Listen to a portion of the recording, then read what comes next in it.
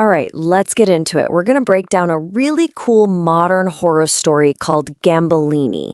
And what's so interesting about this one is how it builds this creeping dread, not with cheap jump scares, but with how the story is built, this feeling of total powerlessness, and an ending that, well, it leaves you with way more questions than answers. So, get this. The whole thing started with a creative prompt, a challenge, really. And that challenge was, write a story that ends without answers or certainty.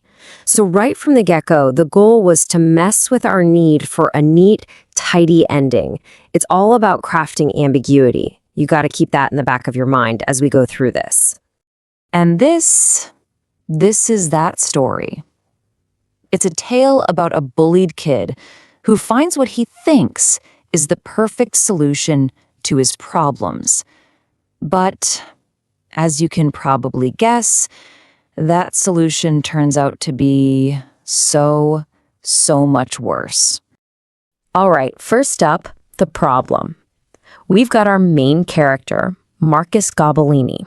Now, Marcus has this dream of being a great magician, the Great Gambolini. But in the real world, he's completely powerless. And his life is just this relentless cycle of torment. It's not just a bad day here or there. It's books thrown in puddles, glasses stomped on, shoes stolen. The story literally calls his bullies crazed hyenas, and he's their prey every single day. That's a really important setup, right? It establishes just how desperate he is. And you'd hope things get better when he gets home, but no. His dad, who's always angry, just barks at him. Stand up for yourself. Put up your fists for a change. See, it's not helpful advice. It's a command. He's telling Marcus to be someone he's just not, to fight a battle with tools he doesn't have. But honestly, his mother's reaction might be even worse. It's this silent judgment. The story describes her look as this awful mix of pity, embarrassment, and disdain.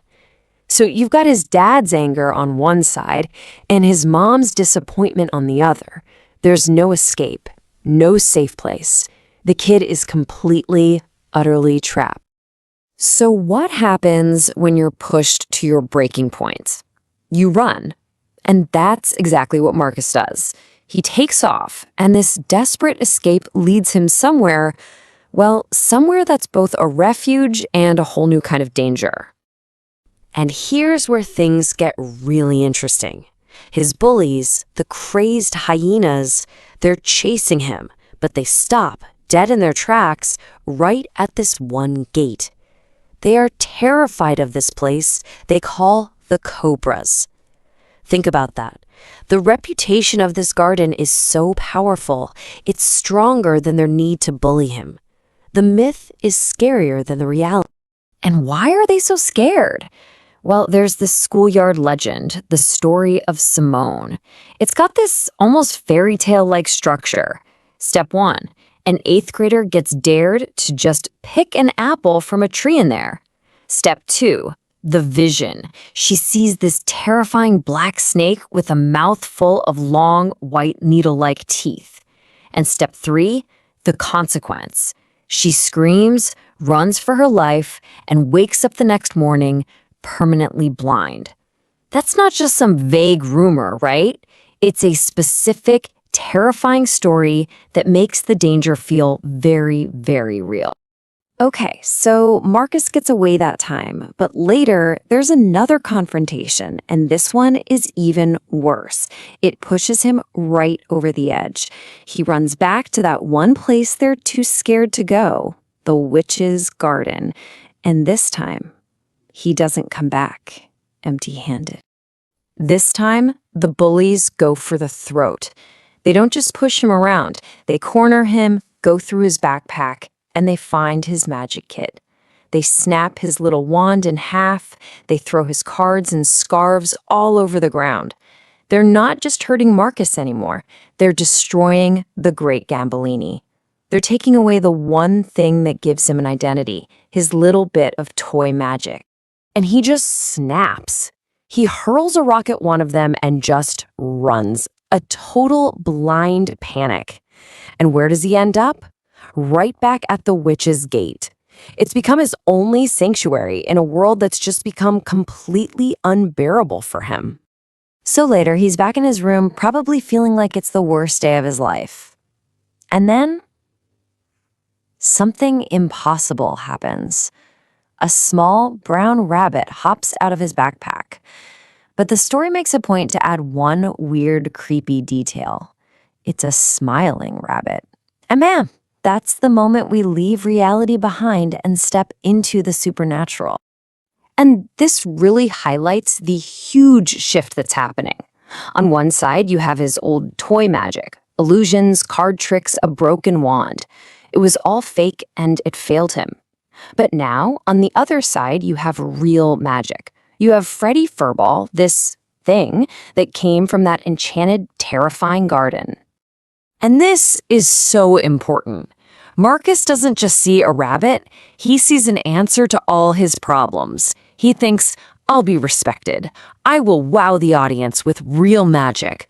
I, the Great Gambolini, won't be a nerd anymore. The rabbit isn't a friend, it's a weapon. It's his ticket to a new life.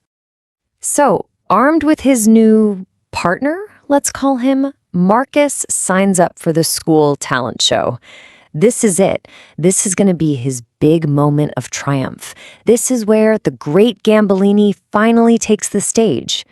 But, the magic he found in that garden, yeah, it's not the kind of magic he was hoping for. And on stage, it all goes wrong. I mean, horrifically wrong. This cute little rabbit, Freddy, just transforms. It's not a gradual thing. It's an explosion. He shoots up to 6 feet tall. His eyes start glowing red, and his smile reveals these long white wolf's teeth. Then he roars like a lion, and actual flames shoot out of his hands, setting the curtains on fire. And the smoke itself twists into these cobra-like snakes that start attacking the audience. The solution has become an absolute nightmare. The story uses this amazing line to describe it. It says, the rabbit was conducting a symphony from hell and laughing like Satan himself. It's not just mindless destruction. It's intelligent. It's malevolent. It's enjoying the chaos it's creating. And then comes the most chilling part of the whole thing. After all that carnage, the 6-foot monster is just gone. And the small, cute, smiling rabbit hops back into Marcus's lap. He's just sitting there, completely numb on the stage. And the rabbit looks, and I quote, very pleased with himself. That disconnect between what it looks like and what it just did, that's pure psychological horror right there. So, what just happened? The show's over, the gym is in ruins. But the story, it never tells us why. And that, right there, is the whole point. The story gives you zero explanation for any of it.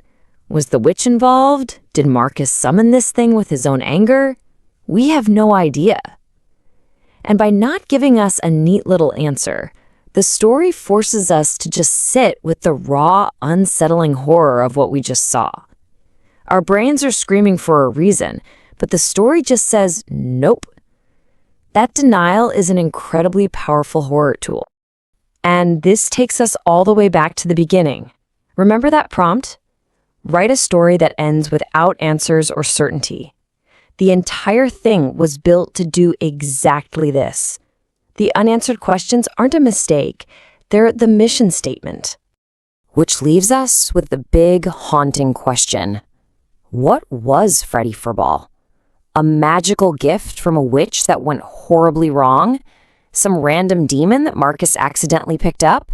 Or, and this one is maybe the scariest, Was the rabbit just a reflection of all the rage and pain bottled up inside Marx himself, finally given a physical form to lash out at the world?